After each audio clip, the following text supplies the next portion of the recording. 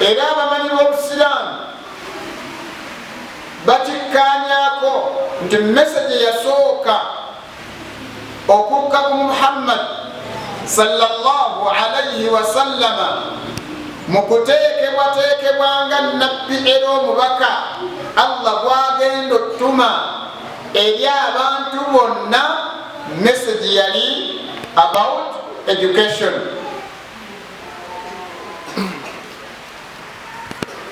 Allah tabaraka wa ta'ala mu sura eyebaga suratul Alaq aya 5 ezisooka fenna zetusoma zebatusomera ye message eyasookera ddala okukka ku Muhammad sallallahu alayhi wasallam nga message eyo buli omu ateekwa okugimanya agiyige agitegeere alyoke ategeere obukulu bwayo. Seeka wange ndi okumpi wano nja kumusaba atuwundiremuko ku aya ez'ettaano mu nsoma ennungi yennyini eya Qur'ani tugiwulirize tulyoke tugende mu maaso. Fadhal. Suratul Alaq وقفل آية السوكة أعوذ بالله من الشيطان الرجيم بسم الله الرحمن الرحيم اقرأ باسم ربك الذي خلق خلق الإنسان من علق اقرأ وربك الأكرم الذي علم بالقلم علم الإنسان ما لم يعلم.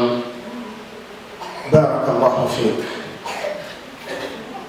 amanyi Qur'ani obukulu bwayo n'obuzito bwayo n'amanya okugivvuunulako akatonotono. Message eri omunkulu ye yasooka okukka ku Muhammadin sallallahu alayhi wasallam. Tutandikire eyo tulyoke tukutegeeze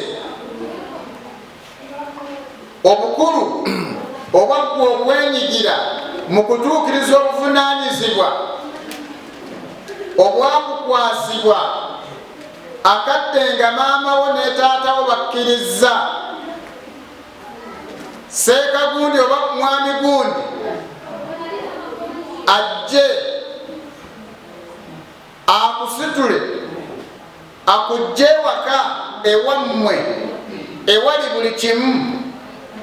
Ekitanda eky'ebbeeyi kiyite mazongoto, omufaliso ogw'ebbeeyi ogwo 6 ku 6.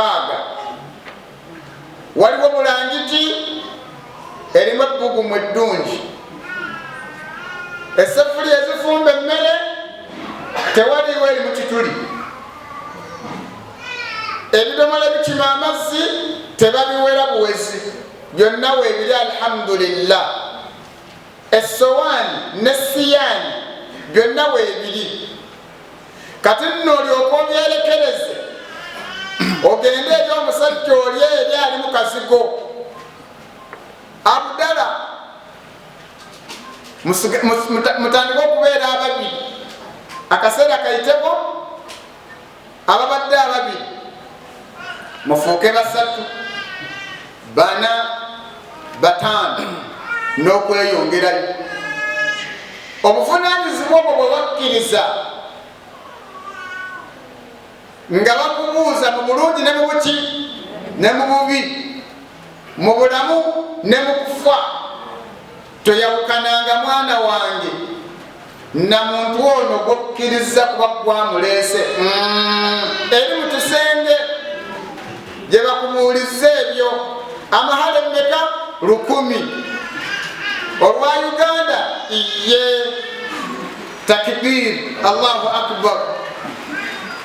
Abangu yawaawo ab'emizira nga ffe tukuba amasannaale nga tuddawa tudda ewaka. Olina obuvunaanyizibwa bw'okoze eki bw'okkiriza. Mu kutuukiriza obuvunaanyizibwa obwo migaso ki egibulimu? okubutuukiriza. Allah agambye iqra, kolaki? Soma. Omuzungu agamba read. Omunyolo naye agamba soma. Muhammad yagamba ma ana biqari'in, nyeweti manyire kusoma. Ebyokusoma tinkubiweeza, okusoma simanyi, era simanyi kusoma, nsome ki?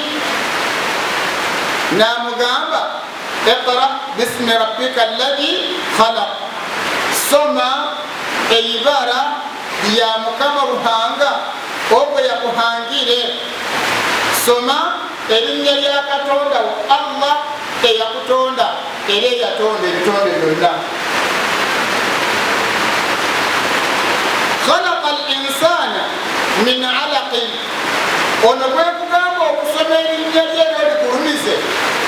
Yatonda omuntu ng'amujja mu kitole ky'omusaayi, akahumba, akahanga, ekihangwa,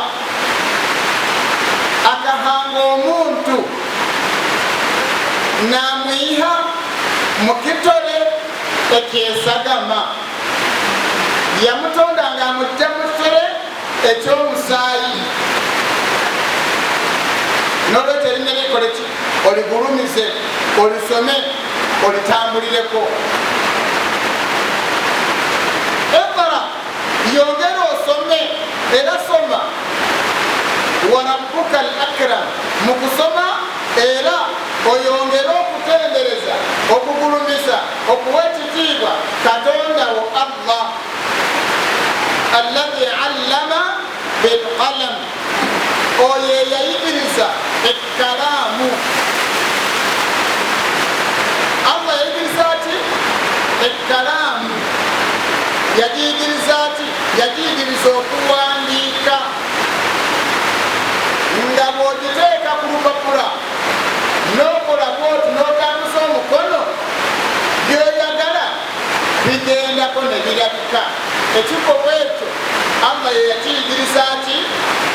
Ekkalaamu. Teyakoma okwo, allama al insana ma lam ya'lam, n'asomesa omuntu, n'ayigiriza omuntu ebyo bye yali takola ati? Bye yali tamanyi. Semese gyesooka kwali kusoma, omubaka n'ayiga.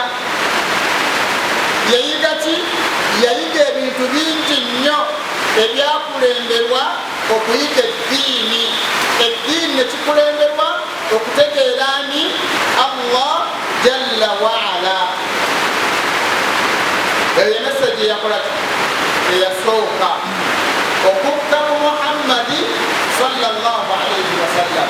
Nga tukyayimiriddeko katono awo, kitegeeza nti okusoma kikulu nnyo mu bulamu bwani? Bw'omuntu. Nolwekyo bamaama, I applaud you. Bamaama, mbasanyukirako, mbeebaza era mbasiima olw'okuba nti bwe muwulira nti okusoma gyekuli, musitukiramu ne mukola ki? Ne mujja. Muli ku aya yennyini, meseji yennyini eyakola ki? Eyasooka. Kubanga eddiini nga togisomye tomanya ddiini byegamba, tomanya ddiini byeyagala, tomanya ddiini byeziyiza, tomanya wawooli, tolimanya wawoogenda, era naye mabega oyinza obutamanyaayo. Kubanga ekigenda okukumanyisa ekyo kwe kutuula otegeera eddiini yo. That is the first message. Obwo nibwo obukwenda obwabandize kimu nibusirimuka hamukwenda Muhammadi sallallahu alayhi wasallam. Eyabyogedde eyabyonoonye yagambye njogera lunyolo nina okuteekamu mulutegeere nti olunyolo tebabagamba bugambi nti ngogera wagamba okulumanya nkola lumanyi. Akati